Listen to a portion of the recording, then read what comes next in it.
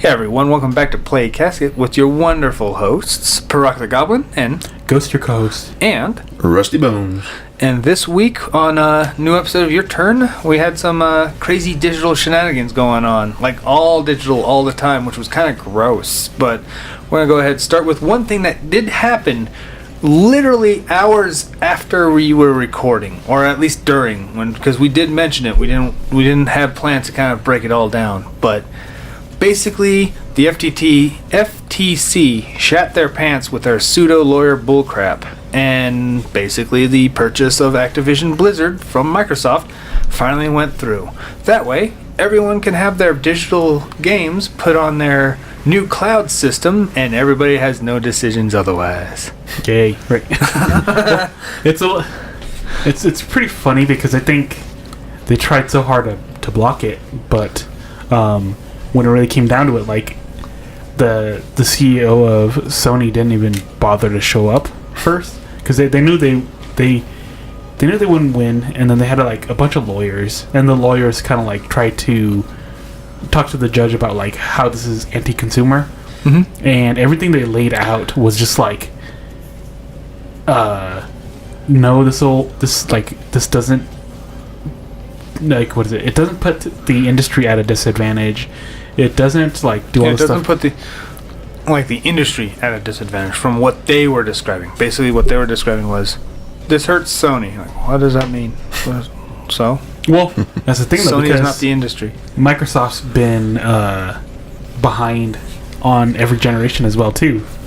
So it's like, there's a lot of really funny things that they brought up. Like, they also said like, games don't sell that well if they get put on Xbox Game Pass. Yeah. And then I think it was games can't sell well when it's not being sold. Here's the thing though. When I think I can't remember what game it was. It was either Gang Beast or I'll post it right here. But basically, it was a game. It was like an indie game, and it sold 40% more after it got on Game Pass. So it's like, no, you're not arguing. You're not arguing in good faith. Yeah, essentially. So ultimately, I do think the FTC likes to bully things around because they do like tax the ever-living crap out of everything. Yeah. They saw this buyout as one less billionaire company to tax the shit out of, basically. That's what was going on. That's why I think the FTC, with their pseudo lawyers, were like, that's wrong because we want more money. Basically, that's all it is, really. Like, at the end of the day, that's exactly what I feel like what the FTC was talking about. Well, I still think it's kind of weird that they have such a huge entity defending a private company and defending a private sale, which is kind of weird. Well, that's the whole point. Like I said, it was not defending another company.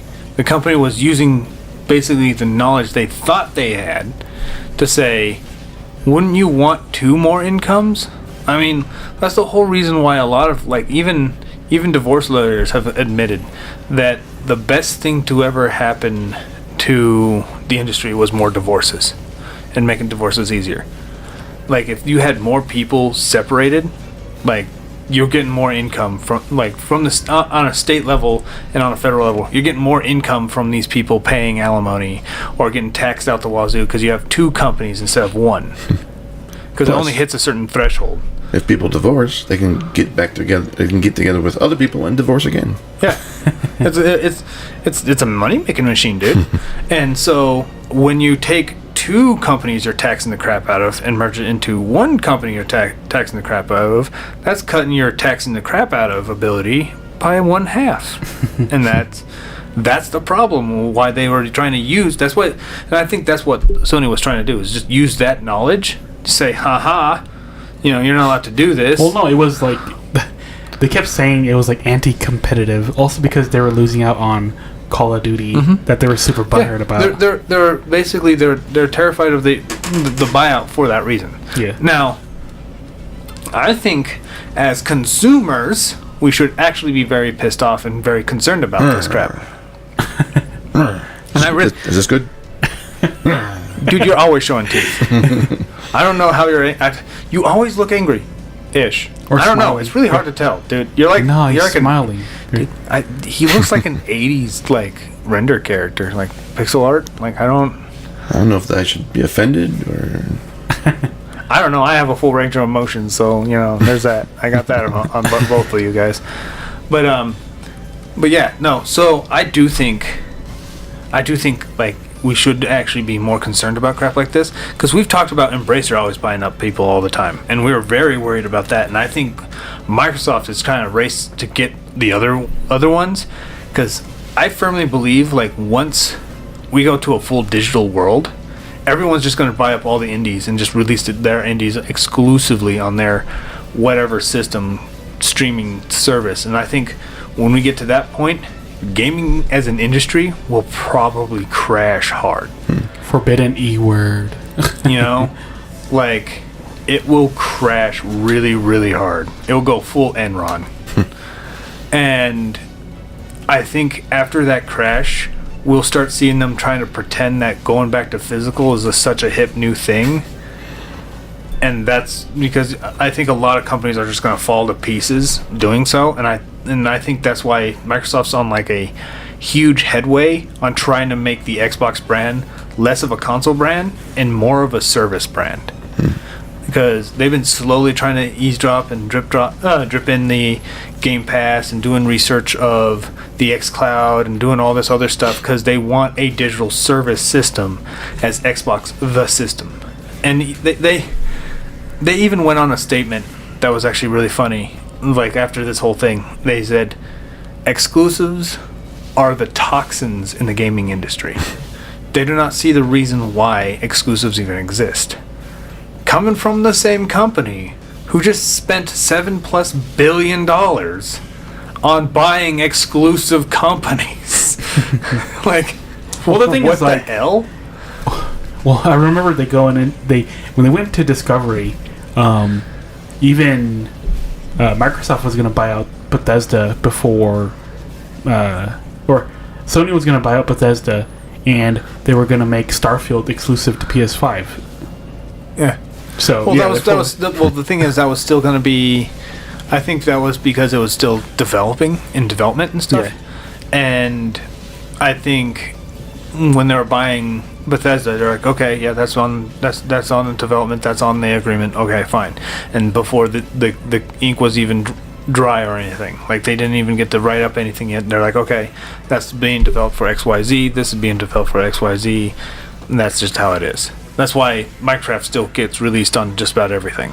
Because why wouldn't you? Because it sells like mad on everything for whatever bizarre reason. Yeah. And it's not even like saying, oh, it's silly. You would think that everyone had started Minecraft by now. It just baffles me how it would still sell so exceedingly well, when by this point, people should have like 2 or 3 copies readily available on everyone. Like it's just weird. But I think that's what really happens is when Microsoft does buy it. And I'm not saying that that's still a good thing. Microsoft will still continue to do that. I don't fully trust it. Period. Yeah. I also don't trust Embracer doing this crap. Don't trust anybody. Because Microsoft has gone on record trying to buy Square, has tried to buy Nintendo, has tried to buy Sony, has tried to buy, like they've tried to buy. They've even tried to buy Playtonic. They're going to buy Sega. Yeah. In the Discovery. Yeah. Yeah. And they tried to buy Playtonic. The people who left Rare after being bought before so they could make their own game. And Microsoft was just going to buy them again? You don't even make Banjo-Kazooie now. What makes you think you wanted to buy the Lizard comparison to that? Yeah. The discount Banjo-Kazooie, you're like, yeah, I still want that. And what really blows my mind is the people are like, oh my god, they could have bought them, and then they could have given it to Banjo-Kazooie to them, and they would have made a perfect Banjo-Kazooie. The whole reason why they left is because Microsoft wouldn't let them. That's why they left. That's why Playtonic exists. Well, there's a reason why Nintendo didn't. There's a reason why Nintendo just let them go. Well, no. The thing was, the brothers were trying to make it a bit war. And they're like, hey, Nintendo, you want this? They're like, oh yeah, we can definitely buy you up. We can negotiate that. And then like, oh well, Microsoft's going to offer this much, and they're like, yeah, you know what? No. And they just let it go. Like they don't play that game. Yeah. They don't do that at all. And the thing is, there's probably a timeline out there that they did buy Rare and they didn't like pull this bullcrap. And we've had Fulgore and Banjo-Kazooie and Smash Brothers since Melee. Like think about it. There's probably a whole like different world where we have Banjo-Kazooie and Fulgore, and we're just wondering what next Rare character is actually going to be in the game now. Like there was going to be like maybe Gruntilda's already in it and stuff like that and all that nonsense. But I think a lot of people are like, man, it's going to be awesome because Game Pass is going to get so much better. I'm like, now I understand Game Pass overall is a financially beneficial system, but you don't own anything on it. And if it goes to cloud gaming, because that's what they're researching right now and stuff, Game Pass is going to go to cloud gaming. Yeah, they want to make sure you don't touch the files. Yeah, because once that happens, you can't pirate anything anymore. Yeah, that's the whole reason why Microsoft even says crap like, oh, it doesn't just like the exclusives are toxic. It's because they want to be the only person who has any platforms ever, and cloud gaming is like their next thing. And I think with a lot of people trying to do cloud gaming on the Switch is making it very apparent that we are not ready for that type of crap. And on top of that, cloud gaming, you could immediately go, you know what? This game's off for this time. Too bad. We're going to edit it. Yeah. Like Skullgirls. Yeah, which is the segue for the next thing. So, I know, right? Skullgirls. Wait, you got fleshy hands? that doesn't sound like bones. Terrifying. Those exactly. terrifying. My butt cheeks. We need to get the censorship team from Skullgirls come in here and remove those fleshy things off your hands. That's just gross. I Anyway, just borrowed them from a corpse. Get off my back. Wait, they still put corpses in this place? Of course, there's one going down right now. Weird. When did we get a slide, bro? Like, what the hell was that? Who the hell's putting this shit in here? I'm over here building crap, and then there's random fucking slides going on and stuff. I don't like this. I'm uncomfortable. But yes, Skullgirls. Oh man, what a shit show.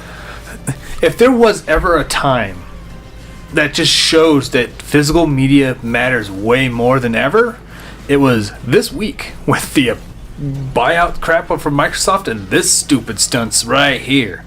Skullgirls' old team finally kind of ultimately all left. They have a whole new team that kind of is like a skeleton crew, but then they came in and they're going to start changing stuff. Not this kind of crew. This is a bad skeleton crew. It's like tinted black and stuff. It's gross. And they basically changed a lot of the outfits and stuff to be Evo friendly or a broader audience or whatever bullshit excuse. And on top of that, they went into your digital art books and retroactively removed all the racy artwork that you were promised and had access to for 5+ years if you are any of the people who funded for it. So imagine buying a game or buying a movie and some actor or some developer or designer or artist comes in and does some weird stupid crap on the internet, because that's what the internet's for. Somebody comes knocking on your door, comes in, takes your game, and gives you a replacement and says, this is the new version of your movie, music, or whatever. Like, imagine, like, and I know this is going to get weirdly political. A lot of the streaming services removed the Trump scene from Home Alone because how people were so anti-Trump. And people were cheering this on. Imagine, and it's such an innocuous scene. Mm-hmm. That it's like, and people are like, it shouldn't matter. I'm like, but the I thing didn't even know is, he was in there until they mentioned it. well, the thing is, they're saying it's such an innocuous scene. I'm like, then every scene's innocuous. You know what I mean? Then every scene could be meaningless as long as enough people say that. You know what I mean? So what would happen if Macaulay Culkin's like, caught in some weird controversy similar, right? Are we just gonna delete Home Alone? Are people going to come over to your house and just knock on the door and go, we're replacing these Home Alone 1s and 2s with more of 3 because Macaulay Culkin's not in Home Alone 3. I mean, Disney did it with a certain movie. Yeah, exactly. My point. Zippity-doo-dah. Zippity-day. Fuck you guys. You guys still use that damn song, too. You know the worst offense of this? Mm-hmm. When they came in and took away my butthole cut of the Cats movie. Absolutely tragedy. I'm sure all of us are still staying awake Freaking- to this day, even knowing that movie still exists. Now And it's the thing is, butthole-less. even even how horrible that movie is, it has a right to exist in its purest, unholy form that it was born in. Holy. Unbuttholy form that it was born in. like Cats have butts, damn it. I disbelieve. Anyway, but not like that's the thing that just it pisses me off because once we get to cloud gaming, you get no say. They're just gonna change it, and you're like, "Hey, how come we change it?" And I won't even tell you. They were just like, "Play the game." That's it. History Shut of up. revisionists. Basically. You know that is. It doesn't make it any better that they were being a bunch of smarmy little bastards about it, too. Because basically they tweeted it out, and everybody was like protesting it, saying, "Hey, like, this is the type of audience that you guys were catering to in the beginning, because the people who bought into this liked the fan service, and they added a bunch of stupid shit that didn't go with the lore, and then when they started changing it, they're just like talking down at everybody who was protesting it, and then they said, "Oh, if you don't like it, make your own game." So Yeah, that's exactly how Skullgirls originally started. Do you see this pattern? Like, Skullgirls literally, like, the people who designed Skullgirls were the people who were pushed out of other fighting games. Like, well, if you don't like it, make your own game. They did. And then they came in and were like, you need to include us. They did. And then they got pushed out. And then they got changed it. And like, if you don't like it, make your own. You see this pattern going on? This is stupid.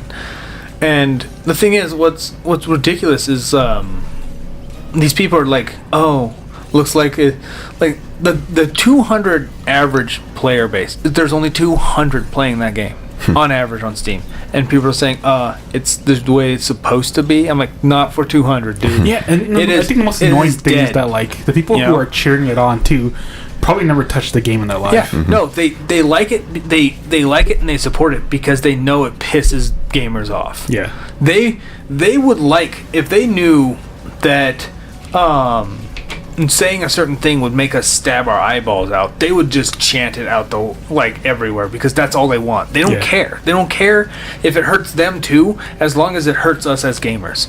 Like, that's why gatekeeping is good. Like, seriously, gatekeep your hobbies always. Just look at the Warhammer 40k groups out there and look how hard they gatekeep. Be like them. Be like them, because they are an inspiration. But yeah, like, digital right now, bad way to go, because they can just retroactively go and just hop in your files and remove the dirty pictures and George panties. Lucas. Again, a George Lucas. So, let's get physical. Physical. Let's get physical. Always. I don't care if LRG is like the only thing that we have to like lean on. We might have to lean on them, because at least that way we can still get something playable. For now. You know, for now. But maybe one day we might have Goblin Publishing and make our own physical game. I don't know. We might work on that. Who knows? We don't. I have so many projects behind this podcast. You have no idea, guys. You have no idea. But going into more digital stuff. Your account can now carry over from Switch to Nintendo Switch. today. Nintendo today has woken up and looked upon the calendar and said to themselves, "Oh shit! It's not 2006 anymore."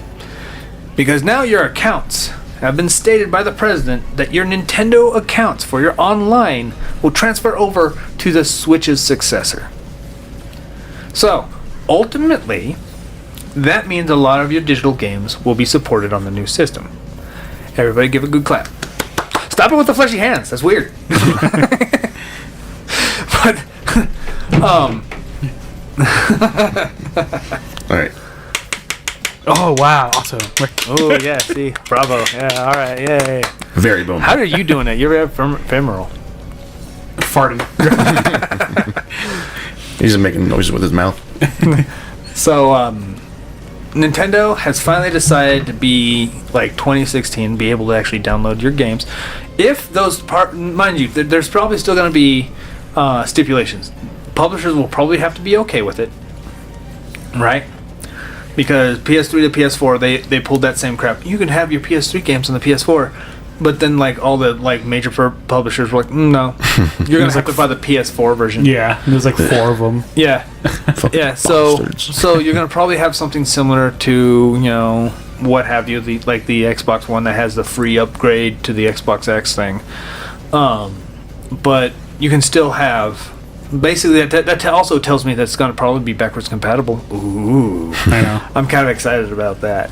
But this is something I've always wanted for all consoles for like the longest time. Well, yeah. Well, that's the thing, and again, it's one of those things that like a lot of publishers are, and I think a lot of indies are going to be like, yeah, go ahead, just get. I want you guys to still continue playing my games because there's games out there like Lunistas that's great and playable, and you should play it. Don't feel bad. Play it some more. And like honestly, like that way we can still play the dreaded Nintendo Switch Online, Super Nintendo, regular Nintendo Collection stuff, which I still oppose because I want physical versions of that crap. But I'm glad that feature, that service is still widely available.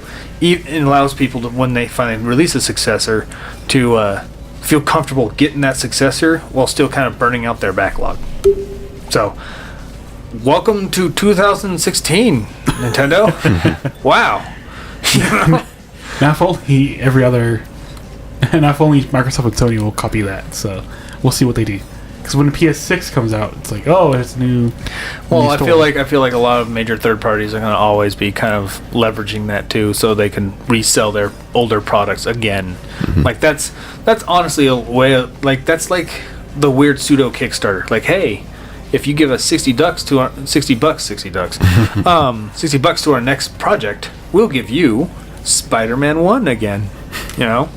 I feel like that's exactly what's going on. But it goes back to Minecraft that people just, if it's a good game, people will buy it again anyways. Well, the problem is some companies, like Minecraft, just having it anywhere. Your PS4 Minecraft doesn't play on the PS5. That's kind of the point. Oh, okay. Okay, that's why everyone's still buying it. But they also on top of that, you can still download some of your worlds from online. I don't know how every console works, but you can still download like some of your files to the online and stuff like that, and get your world set back up and continue on. But Minecraft's so weird. But when it's a single player game that's like an adventure game, you usually play it periodically. Like you'll play it once, and then like a year or two now, and you're like, that game was good. I'm going to give it a go again. Like that does happen. That's just how a single player game is. Once you've beaten it, you've beaten it. But you don't just piss off. You'll go, that was good, and you go back into it and play it again, like I do it. So, but yes, one small good thing at the end of this really big shit parade that happened this week. So I apologize for everyone who was a gamer this year. Holy crap, that was bad stuff. But I want to thank you all for listening in. We're going to go ahead and wrap this up here. If you like our content, feel free to like, subscribe, and share. And as always, we will see you on the other side. Hey everyone, this is Paraka. And Ghost. I would like to say thank you for listening to our podcast. If you like our content, give us a thumbs up. Subscribe and share our video with your friends. You can also follow and support us on other social media such as Minds and Rumble. Links in the description below.